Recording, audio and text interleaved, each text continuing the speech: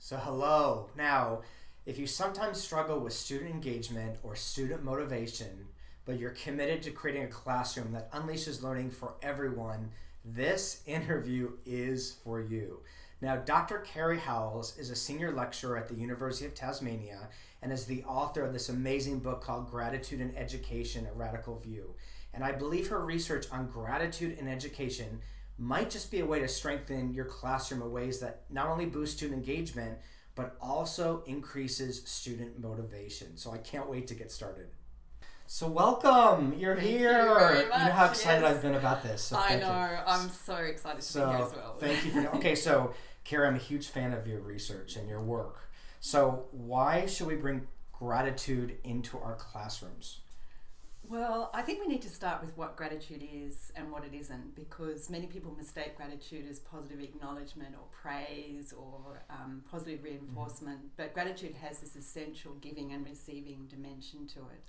So students are awakened to, when they're practicing gratitude, they're awakened to what they receive much more than awakened to what they can give much more than what they receive, which is how education is traditionally constructed.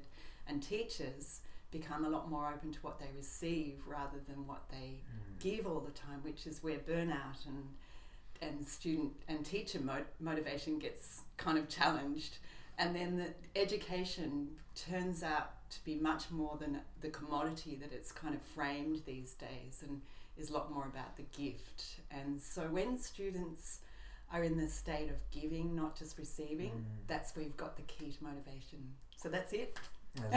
So it's the key to motivations when they're giving, not just receiving. What a powerful statement about. Yes. That's what we call unleash learning, unleashing rather than delivering, right? Yeah. It's about unleashing something. Yes.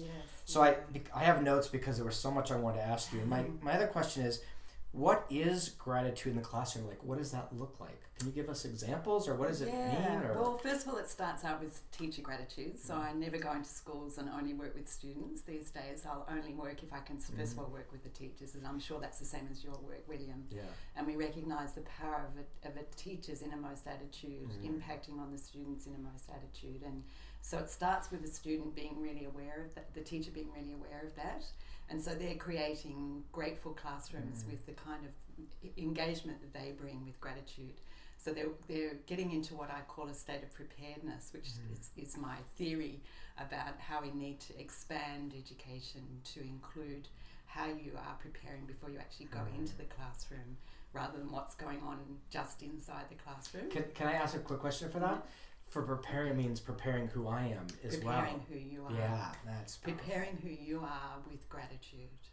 So a teacher would be driving to work, or even starting in the shower, thinking about what they're grateful for, about what they're about to receive from their students. So that puts them into receiving mode, not just I'm driving along, I've got to do this, got to do that, but I'm about to receive this from my students. So just setting the tone for the day in that way. Wow. And then how it looks in the classroom after teachers have practiced it for at least a good term, if not a whole year, before they even start to begin to introduce it to their students, because it's actually also quite complex. So they have to understand the challenges of inviting students into gratitude. And so when they practice it, they're able to then think of their own really innovative ways of inviting students into that same state. And it comes from their own awakenings of gratitude. And just one example is if they're studying business, for example, they might be grateful for money and where money comes from, and that even though they might be aware of it, bringing that gratitude to the thing they're studying makes a really big difference to their motivation, once again, to be able to engage with that subject matter. I could just go forever about different examples. You know, the thing about it, Kerry, is the idea that who we are as a teacher matters and who the students are matters. Yes. Right? Which is so much what we do on Unleashed Learning. Is one of the keys is who we are as teachers. And so you're saying our preparation isn't just preparing like the lesson, it's actually preparing who will I be in that space, or what will I receive, and the whole emotional state of who I'm going to be in that space. Yes. I think it's fantastic. Okay, let me ask you. So what are the benefits? You've done a lot of research in this area. What are the benefits that you found of bringing gratitude into the classroom? Oh, so many benefits. And probably the one that's a common denominator for both teachers and students is actually two. One of them is that teachers and students feel calmer. So they have this calmness, gratitude. It's just amazing, William, because, you know, transcript after transcript, I feel calmer. And surely that is what we want for our students. We want them to be in this calm state. So there's something about gratitude that awakens a sense of connectedness, which is also the other common denominator. So it's connectedness and calmness. They're the kind of main ones. And then greater engagement, greater connectedness with my peers, with my students, for the teachers and also for the students. And students that I've worked with and other teachers I've worked with have also said that they're actually able to be more attentive and more engaged in their studies when they practice gratitude. So there's a lot of science behind that now, but I think once teachers start to really practice it just with one or two students that they're finding difficult, and work with that those one or two students in a really concentrated way, which is what you'll find in my book. You will be able to they'll be able to really engage and really get their own motivation from the outcomes, which they'll find are really important.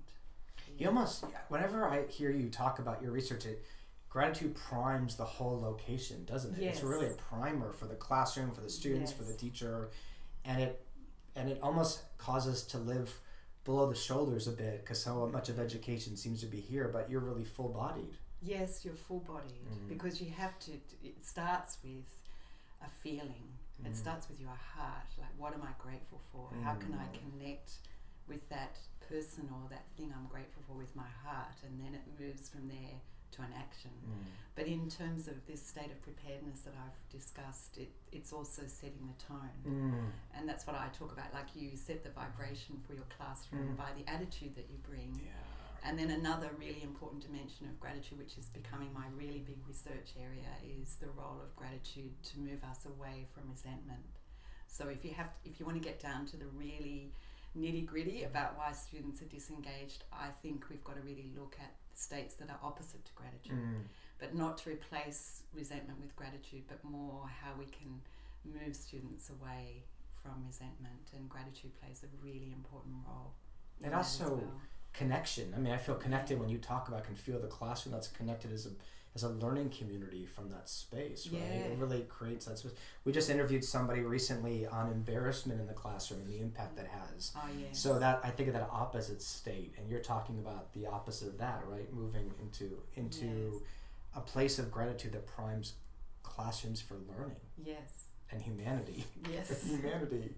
Okay, well, talking about humanity here. Really. We're both motivated by what's happening in the world, and how much better we could do it in education with the really simple things. Like, this is really inexpensive. This is just so straightforward. But so many really experienced teachers have got swept away with the busyness and the high expectations, and they've forgotten the very simple, straightforward, deep ways in which they can engage students in kind of very accessible and tangible ways. It gives me a little bit chills because it connects me to my why. Like why I'm a teacher in the first place when we talk or in this conversation. So, so we're almost out of time. And so here's the question Kerry and I want to ask you, and we really want to hear what you have to say about it. So I want to make sure I say it right. Our question is, what's one practice you can take to bring gratitude more fully into your classroom? So we'd love you to drop your comments in the comments section below. Grab Unleash Learn. We've got a free ebook there, the Ultimate Classroom Setup Guide. You know, if you're trying to prime your classroom, that ebook will help you. And gratitude is another key to use in your classroom. So, Kerry, your work, I thank you all the time. We're talking about gratitude, so let me say thank you for what you do. And we both want to thank you for the work you're doing for the world. We are cheering you on, and we will see you next time.